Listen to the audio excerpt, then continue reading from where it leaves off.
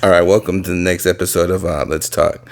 As we know, we're still in the boxing, so we're going to be talking about today's fights. Great fights, great fights. Totally worth it. First and foremost, I want to send a shout out to Lee Boxing, El Paso, Texas. They're a small club, but they got some legit killers up there. I've seen them fight. Totally worth it. So keep up the good work, Lee Boxing. And my second shout out will be to Pernell Clayton. All right, let's get into the first fight. Beletniks versus Sepp. Sepp is a young guy coming out of Croatia, and Beletniks is a little bit more experienced, and he's coming out of Latvia. Incredible fight. Absolutely incredible. No jabs, strictly hooks, uppercuts, nothing but power punches for 10 rounds straight. And any other man would have just folded. These two were like, look, I'm either too dumb to go down or I got the biggest heart on earth, which is fine because it makes for a great fight. In the end, Beletniks won. He won mainly because he just threw more punches. But don't think that Sepp didn't throw any punches either, because he was throwing some pretty good combinations. And a lesser man would have gone down to some of those overhand rights he was throwing, because that's his baby punch right there. And they just sat there and took him, and it was an incredible fight. Woo. Every fight should be like that, in my opinion. Moving on to Guanine versus Levy. So here's the thing with Guanine. She's been fighting for a while. She's a former champ. Levy's a young fighter. She's coming up in the game. Guanine hadn't won in like 3 years. And she was pretty much sick of getting beat. And she took it out on Levy. Levy had never gone 10 rounds. I think the max she'd gone was like 6. So naturally, she, second half of the match, she started to gas out. And Guanine really just took it to her. She just started landing punches. She got to the point where she was dropping her guard. And she was kind of just looking at her like, what are you going to do? What are you going to do? And then, whap, whap, whap, whap, whap. Next thing you know, Levy's taking body shots, taking head shots, doing pretty much whatever she wanted. I take nothing from Levy because she is a very young fighter. I don't think she has 5 fights yet at the pro level. So naturally, what do you expect? She's a very young fighter, but going up against a seasoned fighter. I mean, it's to be expected, right? No upset today, but Levy's definitely got the heart, the courage, the willingness to go 10 rounds and leave it all in the ring, which is, again, what you want, right? That's what I want. When I turn on the TV to watch a fight, or if I ever buy tickets, for one of these fights, I want to see people leave it all out there, because that's what we're there for. So in the end, Guanine won, unanimous decision. No surprise there. And then we had Obregon and Lamatoy. I don't know, something close to that. Lamatoy is from England, and Obregon was from Spain. So the fights were in Barcelona. They were in Spain today. So there was quite a few fighters from Spain. It started off as a really good fight. It did.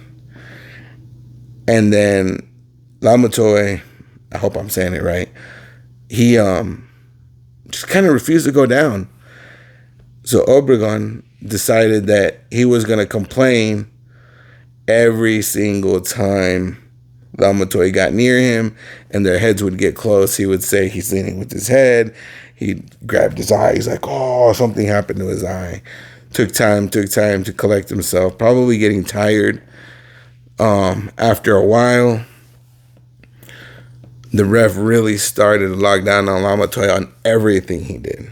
Anytime they fought inside the telephone booth, it was, you need to stop leaning with your head. You need to stop leaning with your head. You need to stop leaning with your head. It may have been illegal. What he was doing was probably wrong.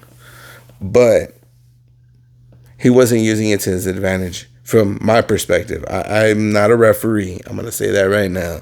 I'm not a judge. I'm just a spectator that enjoys the sport and likes watching the fights. That's it. So, but because he complained about it so much that the referee started to buy into it and took points away from Lamatoy. Now, he still fought. They still went the whole 8-10 rounds, whatever it was. And they went back and forth.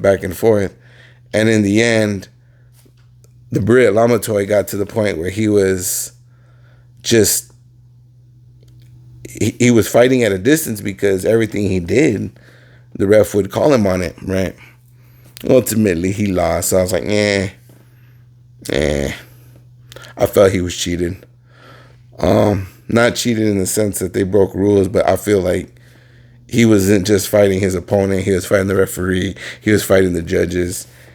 And he was fighting the crowd. He's not a hometown favorite, so naturally, he's got a lot to prove, right? So that's just how I feel about it.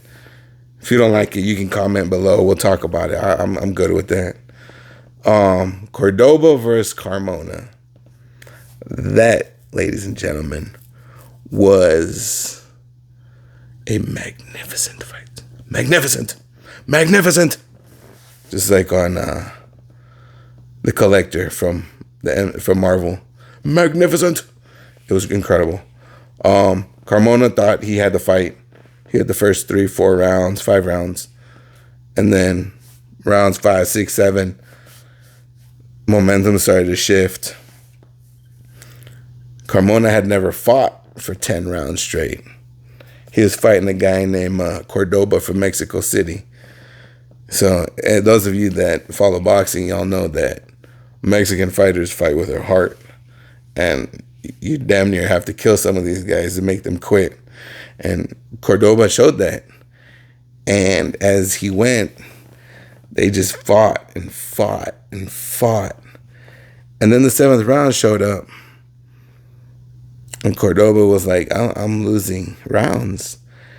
And he just opened up. And as Carmona started to get tired, he started to clinch. It wasn't like 3 seconds, 5 seconds. It was like a minute and a half's worth of clinching. The ref pulled him apart after about 3 seconds. And then he'd clinch again. And then he'd do it again. And the ref would pull him apart. Ref never gave him any warnings because it's a legal clinch. He wasn't trying to headbutt. He wasn't doing anything inappropriate, but he was clinching, trying to salvage his win. So rounds 8, 9, and 10 were all Cordoba. I think the 9th, Cordoba gets knocked down. It was a good knockdown. It wasn't great, but it counted, right? I was like, So after that fight was over, the judges ruled in a unanimous decision that Carmona won that. I think, if anything, it should have been a split decision because I feel that based off of what I saw, he was another one. He was fighting his opponent. He was fighting the judges. All 3 judges happened to be from Spain. I'm not saying they're cheating. I don't believe they cheated. I remember the scores were, it was like 94, 97, 95, 98. You know, they were all roundabout in the same area. But, I mean, let's be honest, it's a hometown favorite. And I would have still given it to Carmona, but I would have given it to him in a split decision. Because I feel that one of those judges should have seen the fact that he took over the fight in the last 4 to 5 rounds.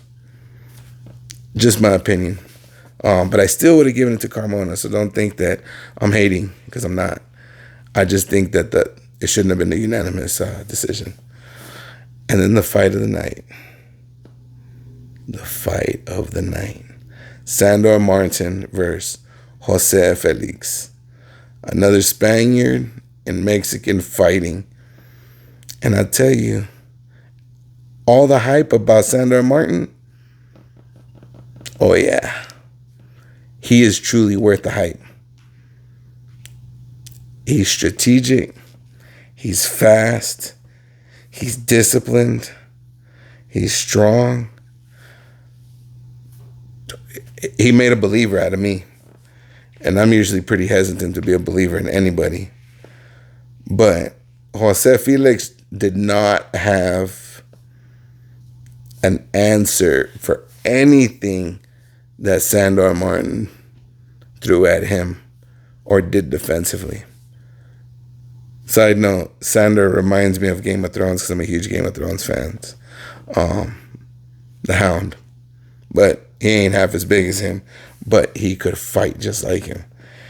And the power and the speed of what he was doing, Felix just couldn't do it.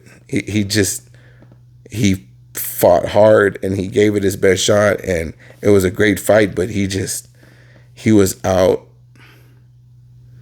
outworked. I felt he was outclassed, and Martin had way better discipline. He stuck to his game plan.